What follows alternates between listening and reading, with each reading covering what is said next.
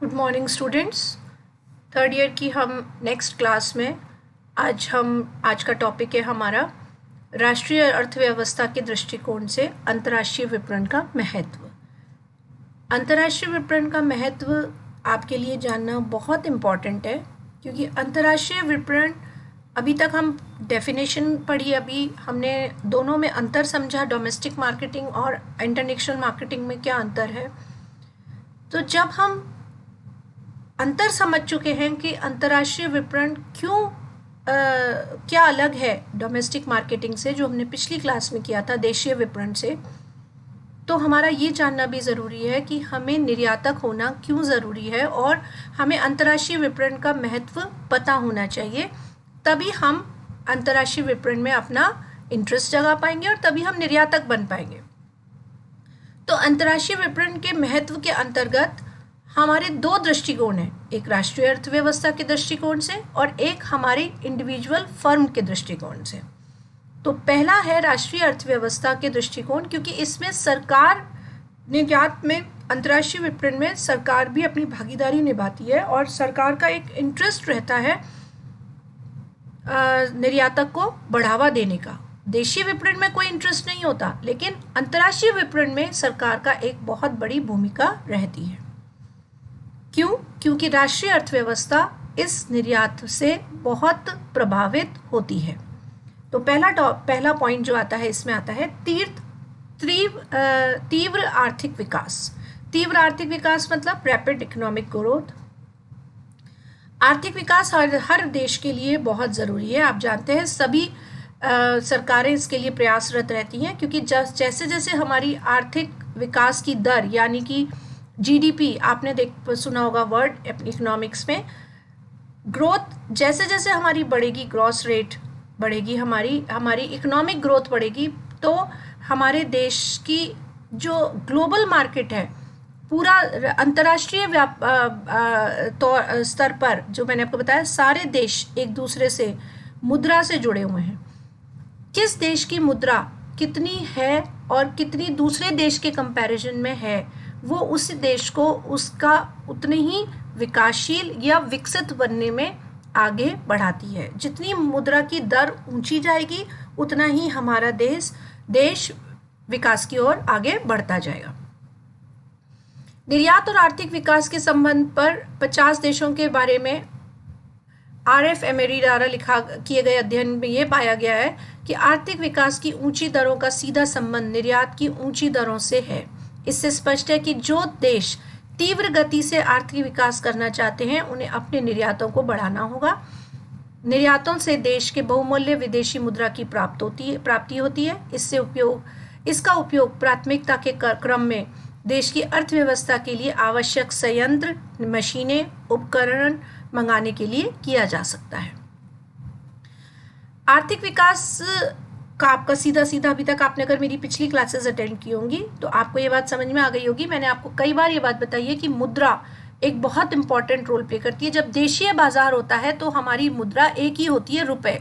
पूरे देश में एक मुद्रा चलती है, तो उसमें मुद्रा का विनिमय नहीं होता। लेकिन जब निर्यात आयात करते हैं तो अगर रुपए, मैंने आपको पिछली क्लास में भी बताया था कि अगर हम यूरोप में दे रहे हैं तो वहाँ की मुद्रा होती है यूरो, अगर हम ब्रिटेन में दे रहे हैं तो वहाँ की मुद्रा होती है पॉन्ड्स, अगर हम अमेरिका में दे रहे हैं तो वहाँ की मुद्रा होती है डॉलर। तो मैं आपको मोटे मोटे 3 बता रही हूँ। यूरो, 1 रुपया इज इक्वल टू 100 यूरो, लगभग 1 रुपया इज इक्वल टू 75 रुपये, 75 पौंड, मतलब 75 रुपये। 1 पौंड इज इक्वल टू 75 रुपये। और ऐसे ही अगर हम डॉलर की बात करें तो 1 डॉलर इज इक्वल टू लगभग 78 से 80 रुपये पड़ता है। तो आप देखिए हमारा अंतर कितना है, 1 डॉलर। तो अगर हम कोई माल बेचते हैं, तो मैं आपको पिछली क्लास में भी बताया था, अगर हम कोई माल बेचते हैं तो हमें बदले में 78 रुपये मिलते हैं। हमारे देश में फॉर एग्जाम्पल एक ड्रेस की रेट है 500 रुपये, आपकी क्रय लागत पड़ती है 500 रुपये। लेकिन अगर हम उसको 500 रुपये मल्टीप्लाई बाय 80 रुपये करें तो हम कितने रुपए हमें मिल रहे हैं, वो 40,000 रुपये बदले में। क्योंकि आपको 500 रुपये की रेट के अनुसार ही हमको वहाँ पर बेचनी है। इसीलिए सरकार को, और आपको मैंने बताया कि दोनों देश के बैंक इसमें इन्वॉल्व होते हैं, तो जब वो 40,000 रुपये वहाँ पर जमा कराएंगे, $500 हमें तो बेचनी है $500 में, 500 रुपये में बेचते हैं इंडिया में, $500 में अगर हम बेचते हैं वहाँ पर, तो वो $500 वहाँ पर अपने बैंक में जमा कराएंगे प्रति ड्रेस, और वो वहाँ से जब आरबीआई में आएगी और आरबीआई से जब हमें मिलेंगे, एक निर्यातक को या उत्पादक को जब मिलते हैं, तो वो रुपए मल्टीप्लाई करके आपको मिल जाते हैं मुद्रा। और देश की विकास के लिए देश को ज़्यादा से ज़्यादा अन्य मुद्राओं को कमाना बहुत ज़रूरी है, तभी हम इन मुद्राओं को किस चीज़ में खर्च कर पाते हैं। सरकार किस चीज़ में खर्च कर पाती है? आयात करने में। जैसे आयात करने के लिए सरकार को मशीनें मंगवानी होती है, संयंत्र मंगवाने होते हैं, उपकरण मंगाने होते हैं। तो अगर हमारे पास खजाने में वो सपोज मुझे डॉलर से संबंधित कुछ मंगवाना है, तो मुझे डॉलर मेरे पास अगर खजाने में होंगे, तो मैं उस डॉलर से हम दूसरी आयातक चीज़ें मंगा सकेंगे। तो देश में के आर्थिक विकास के लिए अंतर्राष्ट्रीय विपणन का बहुत बड़ा महत्व है।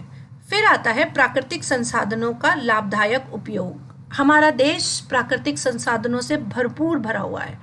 हमारा देश एक, आप सभी जानते हैं, कृषि उपज देश है। यहाँ पे कृषि से जुड़े संसाधन बहुत ज़्यादा हैं। प्राकृतिक रिसोर्स, फॉर एग्जाम्पल सब्जियाँ, फल, प्याज, आलू, गेहूँ, चावल, और एक और बहुत बड़ा उत्पादन है, वो है फूल। आप सबको शायद ऐसा लगता होगा कि फूल तो अगले दिन ही मुरझा जाते हैं या अगले दिन खराब हो जाते हैं, तो इनका क्या निर्यात होता होगा? नहीं, आपको मैं बता दूं, उत्पादन के तौर पे हमारा देश, या निर्यात के तौर पे हमारा देश दूसरे नंबर पे फूलों का निर्यात करता है। इतना बड़ा फूलों का हॉर्टिकल्चर, जैसे कृषि को बोलते हैं एग्रीकल्चर, वैसे ही फूलों की खेती को बोलते हैं हॉर्टिकल्चर। और हॉर्टिकल्चर से रिलेटेड जितने भी हमारे यहाँ पर प्रोडक्ट्स हैं, यानी फूल हैं, वैरायटी के फूल हैं, पत्तियाँ हैं, ये सब हमारे देश से बहुत बड़ा निर्यात होता है। तो ये ऐसी चीज़ें हैं जो अगले दिन, 2 दिन, 3 दिन बाद खराब हो जाती है, तो इनका जल्दी से जल्दी निर्यात होता है, और इनसे आपको बहुत अच्छा अगर पैसा मिलता है, तो नेचुरली हमें अपने प्राकृतिक रिसोर्सेज का इस्तेमाल करना चाहिए। देश के आर्थिक विकास के लिए बहुत ज़रूरी है। और इसके अलावा, फल फूल के अलावा और एग्जाम्पल मैं आपको देना चाहूँगी, जैसे हमारे खनिज हैं। हमारा देश बहुत खनिज में रिच है, तो खनिज जितने भी कोयला है, हमारे यहाँ पे इस्पात है, ये सब आपने नाम सुना होगा, टाटा स्टील्स वगैरह। हमारा देश बहुत बड़ा निर्यातक है स्टील्स का, कोयले का। फिर इसके अलावा दूसरा एक और इम्पॉर्टेंट, जो अगर पैसों के मामले में देखा जाए तो सबसे बड़ा निर्यात है हमारे यहाँ जेम्स एंड ज्वेलरीज। तो जेम्स यानी पत्थर, कीमती पत्थर, डायमंड से लेके और डायमंड के बाद जुड़े हुए, जैसे आपके रूबी है, माणक है, जैसे रूबी को माणक कहा जाता है हिंदी में, और जैसे नीलम है, हरे रंग का पत्थर आता है। बहुत सारे जो रंग बिरंगे पत्थर आप देखते हैं अपनी ज्वेलरी में, वो सभी हमारे यहाँ से बहुत बड़ा निर्यात किया जाता है। तो ये भी हमें नेचुरल रिसोर्सेज हैं जो हमारे यहाँ पर देश में मिलते हैं। फिर तीसरा आता है पॉइंट, आयातों का भुगतान। आयात यानी जब हम कोई भी चीज़ को बना रहे हैं, मैं आपको पहले की क्लासेस में भी बता चुकी हूँ, जब हम कोई बड़ा प्रोडक्ट बना रहे, कोई भी सरकार क्या बढ़ावा देती है कि आप बड़ी चीज़ को बनाएं, उसके लिए अगर आपको छोटी चीज़ें, रॉ मटेरियल या मशीनें या संयंत्र अगर आपको आयात करने पड़े, तो उसके लिए कोई मनाही नहीं है। टेक्नोलॉजी, तकनीकी जानकारी भी अगर आपको खरीदनी पड़ती है, जापान जिसमें बहुत अग्रणी है, जापान जैसे देश से हम अपनी टेक्निकल, और मैंने आपको कई एग्जाम्पल्स दिए हुए हैं, हीरो होंडा।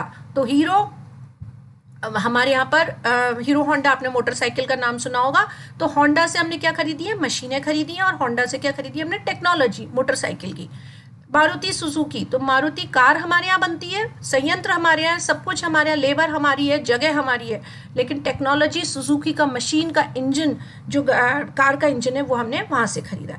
तो ये आयात जो कच्चे माल का करना पड़ता है, उसके पेमेंट के लिए भी, उसके भुगतान के लिए भी हमारा निर्यात ज़्यादा होना ज़रूरी है।